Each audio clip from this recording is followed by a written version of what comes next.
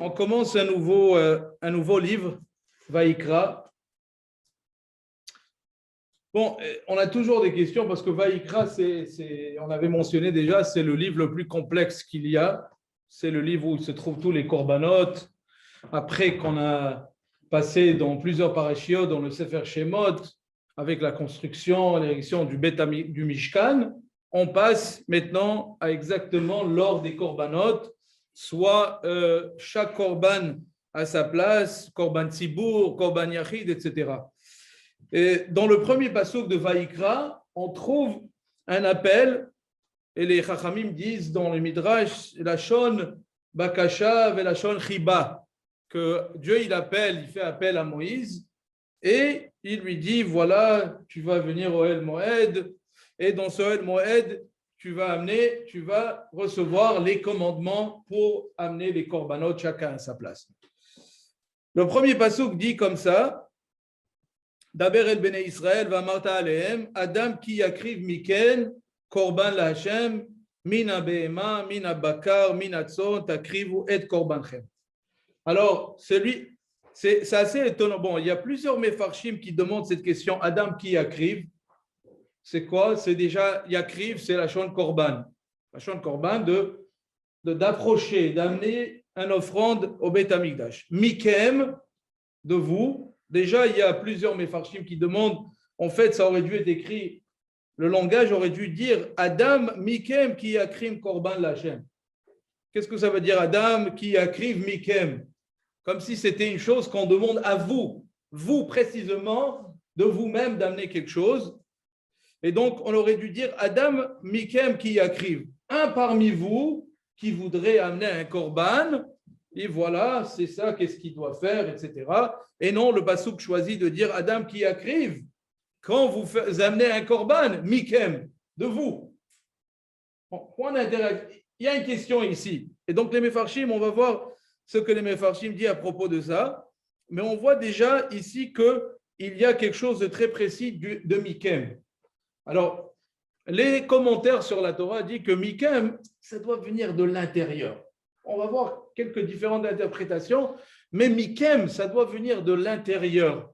Le korban, et je gardais ces discussions pour demain, on va parler des korbanot toute cette semaine, Bezrat Hashem dans les drajot, mais déjà il y a une question, pourquoi est-ce que Hashem il a besoin vraiment d'un korban? C'est quoi la question exacte? C'est quoi exactement? Quel est le but du korban, les sacrifices? Pourquoi est-ce qu'on amène un sacrifice? Hashem, c'est écrit précisément Reach nichoach l'Hashem. C'est-à-dire que Dieu il a un certain plaisir, si on pourrait le dire de cette manière.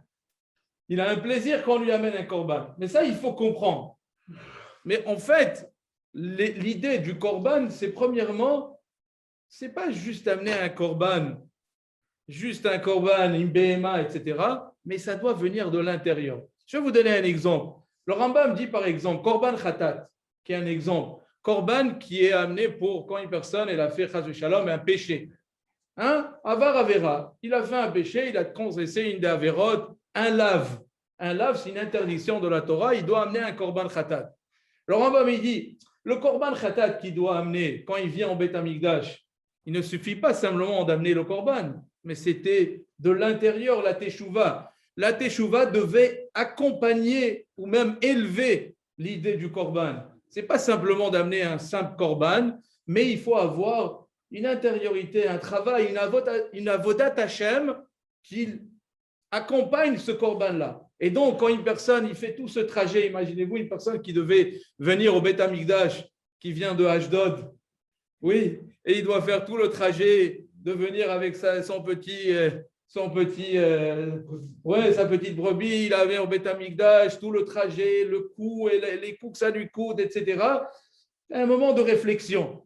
Il pense, qu'est-ce que j'ai fait? Est-ce que j'ai fait une erreur, etc. Et dans ce trajet, ça devrait arriver quand il arrive finalement au Beit Hamikdash et il voit qu'est-ce qu'il fait à la bête. Et ce n'est pas agréable, on est d'accord. Il voit la bête égorgée et le sang et ils aspergent le Kohen, etc. Alev Shelon Itzvat. Son cœur, il a un peu d'amertume. Il arrive à faire une teshuva. C'est ça vraiment l'idée du korban. Et donc, mikem, ici, on peut comprendre simplement, ça doit venir de l'intérieur. Mais Si on compare le Midrash, on va lire ensemble un petit Midrash avec Rabbi Sechné. Il y a quelque chose qui dit un peu plus sur ça. Une définition, ou plutôt une définition de la nature d'un juif. Mikem, le Mikem lui-même. Alors, Rabbi Yeshua ben Sichnin, il dit comme ça.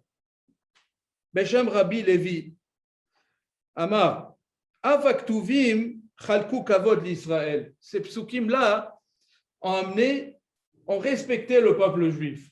Comment ça? Kama deitema, Adam qui akriv mikem. Quand on a parlé des korbanot, quand une personne elle est venue faire une mitzvah, parce qu'ici dans le pasuk, juste en parenthèse, on ne parle pas d'un korban khatat, on parle d'un korban d'une nedava. Quand une personne elle veut faire un cadeau au Beth Amikdash et à Kadosh Baruch Hu. Et donc on est clair qu'il veut venir faire une mitzvah. Alors c'est écrit Adam qui akriv mikem. Avak sheuba ledaber bidvar shel gnai, mais quand il vient parler des choses qui sont mauvaises d'un autre juif, par exemple, Chas Shalom, l'exemple qui dit ici, Ra'am akatuv, Adam mikem ki ye beor besaro en ktiv, la lèpre, le lépreux, c'est aussi écrit ki ye besaro, mais c'est pas écrit mikem. Écoutez très bien ce que le Midrash dit. Ma katuv, Adam mikem ye beor besaro en katuv kan. C'est pas écrit mikem or besaro, elle a ki ye beor besaro. Et donc le Midrash, il comprend que l'absence de ce mot-là, Mikem, dit beaucoup de choses sur la nature d'un juif. Quand on parle d'une mitzvah, quand on parle de notre passouk, qui veut dire donner un korban nedava, alors c'est écrit Mikem. Pourquoi c'est écrit Mikem? Parce que la nature d'un juif, c'est de faire les mitzvot.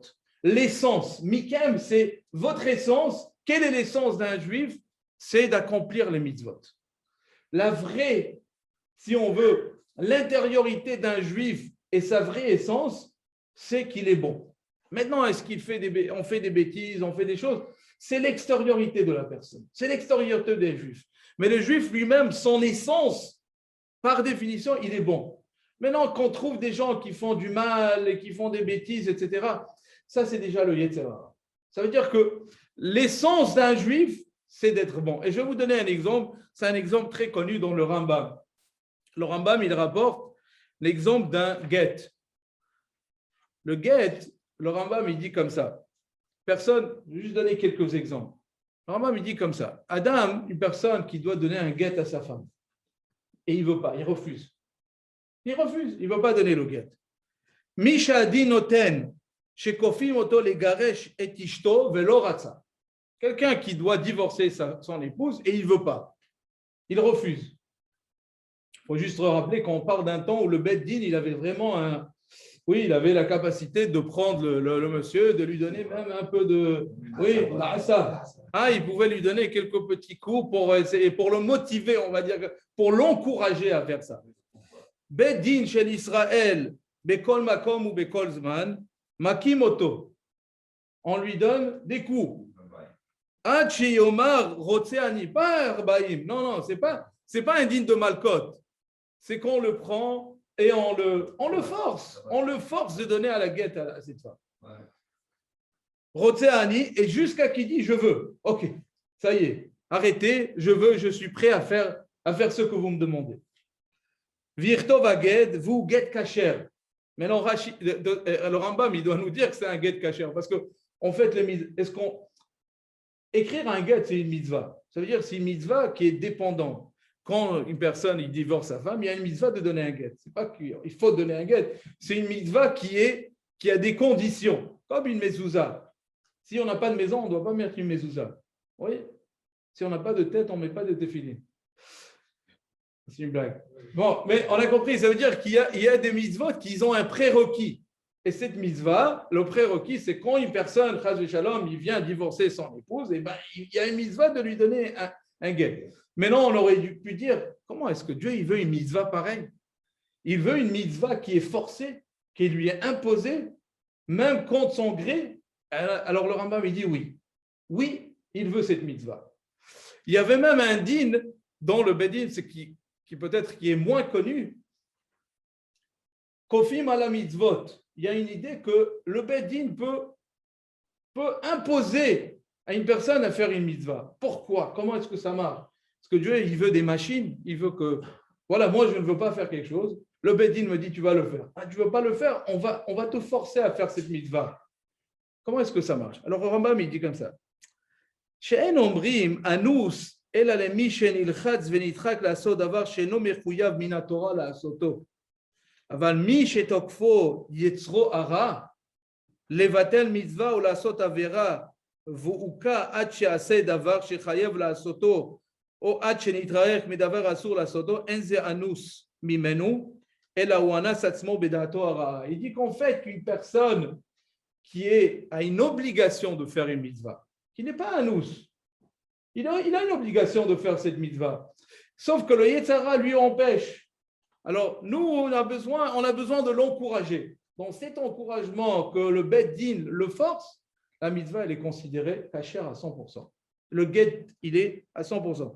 לפיכך, זה שאינו לא רוצה לגרש, מאחר שהוא רוצה להיות מישראל, רוצה הוא לעשות כל המצוות ולהתרחק מן העבירות, ויוצרו הוא שתוקפו, וכיוון שהוקע עד שתש יוצרו, ואמר רוצה אני, כבר גירש לרצונו. C'est incroyable ce que le Rambam dit.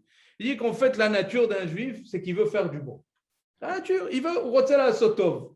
Sauf que des fois, le Yetzera l'empêche, et il a des cheshbonot, il se dit non, je veux pas, je oui, etc. Il a tout un calcul à faire. Et le Bet Din vient et il le pousse à faire cette mitzvah. La mitzvah, elle est considérée bonne. Pourquoi? Parce qu'en fait, l'intériorité, dans son intériorité, le juif, il veut accomplir. C'est pas juste qu'il est bon. Il veut accomplir. Il a un ratson, il a un désir d'accomplir la mitzvah. Ah, des fois, ça arrive qu'il ne veut pas, il est paresseux, ou il ne veut pas, ou il y a des choses qui ne font pas du sens pour lui, ils sont illogiques, je ne comprends pas, si je ne comprends pas et donc je ne veux pas le faire, etc. Ça, ce n'est pas la nature, ce n'est pas sa vraie nature. Ce n'est pas la nature d'un juif de dire je ne veux pas faire les mitzvot. La vraie nature, même si on trouve des juifs qui sont même contre la Torah, qui disent non, Shabbat, c'est toutes des bêtises, etc. À l'intérieur, il dit que chaque juif, c'est un diamant. C'est comme le diamant, c'est une pierre. Elle est grossière quand on trouve la pierre. Il faut juste la frotter, il faut enlever toutes les couches, il faut enlever. Des fois, c'est l'environnement de la personne dans laquelle il se trouve. Il se trouve dans un environnement qui ne l'aide pas à faire des mitzvot. Il se trouve dans un environnement qui n'est pas juif, qui a des différentes valeurs de ses valeurs. Et donc, il se trouve dans un milieu que l'accomplissement de mitzvot, c'est difficile. Mais sa vraie nature et son vrai corps, c'est de faire la mitzvot. Ça vient de la partie de sa neshama. D'ailleurs, c'est pour ça qu'on trouve, les amis, cette idée de perpétuellement, qui est perpétuelle, l'essence de la personne, d'un juif, c'est que la force de faire la teshuva, elle est toujours présente, elle est perpétuelle, elle est toujours plus forte. Oui, parce que quand arrive Yom Kippour, bon, alors des fois, c'est des moments de l'année, ça soit Yom Kippour, soit Rosh Hashanah, soit des fois à Pessah, on se réveille, le Seder, et on a envie de chanter, oh, ça nous ramène nos souvenirs, ça nous ramène quelque chose à notre enfance, soit n'importe quoi. Cette force interne qui est la Neshama, qui est vraiment l'essence d'un juif, elle est perpétuelle. Et elle est toujours plus forte. Des fois, des gens doivent voyager 3 000, 4 000 kilomètres pour retrouver qui ils sont vraiment. Il y a des gens qui se réveillent, j'utilise le mot réveiller, mais il y a des gens qui ont leur moment de teshuva. Aujourd'hui, je parlais avec quelqu'un et il me dit, tu sais qu'il y a quelqu'un dans ta synagogue que ça fait des années que j'essaye d'étudier un mot de Torah avec lui. Des années. C'est quelqu'un de très proche. Et ce n'est pas juste moi, il y a un autre rabbin qui m'appelle, qui me dit, tu sais, ce gars, il étudie maintenant, il vient tous les matins, tous les jours. Et quand la kavod, je ne sais pas qu'est-ce que tu as fait avec lui. Je dis, mais ça n'a rien à voir avec moi. Chaque homme, il a son moment. Kol ben adam yesh lo tazman shelo. Il y a des gens qui s'attachent à la Torah quand ils sont jeunes. Il y a des gens que ça leur prend à l'âge de 30 ans, 40 ans, 50 ans, 60 ans, 70 ans. Mais à la fin, lo idach mimen ol idach. La nature d'un juif, elle est toujours présente, elle est toujours perpétuelle. C'est cette idée de la mitzvah. Et c'est cette idée qu'on trouve, on revient à cette paracha. Adam qui écrive Mikem, Mikem, voilà la krava de venir envers Dieu et de faire cette teshuva, ça vient, c'est l'essence du vrai juif. Et quand on parle de la metzora, de la tsarat, il n'y a pas le Mikem, parce que là-bas, c'est un péché. Et le péché ne fait pas partie de l'essence d'un juif, mais fait partie de l'extériorité de sa réalité.